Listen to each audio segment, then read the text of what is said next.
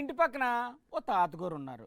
కూసుంటే లేవరాదు, లేస్తే కూసోరాదు, కానీ లేస్తే నేను మనిషిని కాను అంటూ వాళ్ళ ముసలావిడ మీద సిందులేసేస్తుంటాడు. ఇప్పుడు ఆ తాత గురించి ఎందుకు కానీ మన గోరంట్ల బుచ్చి చౌదరి తాతగారు ఏదో చెప్పడానికి ఎగేసుకొచ్చారు. ఆయన ఏం చెప్తారో చూసేద్దాం. నమస్తే తాతగారు, బాగున్నారా?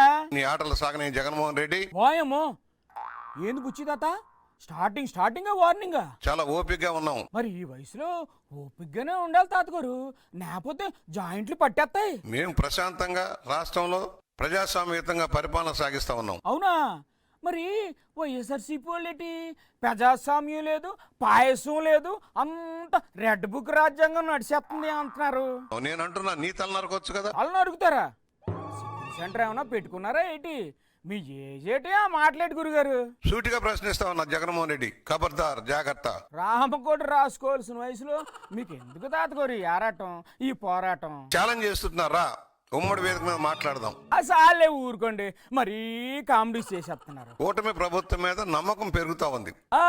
ఇది ఇలాంటి జోకులు చెప్తే కాసేపు నవ్వుకుంటారు, కానీ అలా తొడగొట్టి ఛాలెంజ్లు చేసేస్తే తొడ వాసిపోవడం తప్ప ఏం ఉపయోగం ఉండదండి. డబుల్ ఇంజిన్ సర్కార్ పనిచేస్తా ఉంది. చెప్పినవన్నీ అమలు చేస్తా ముందుకెళ్తున్నాం. ఏంటి మళ్ళీ జోకా? సర్లేగానండి, ఇంటికి వెళ్ళి రెస్ట్ తీసుకోండి అంటున్నారండి వైఎస్ఆర్సీపీ.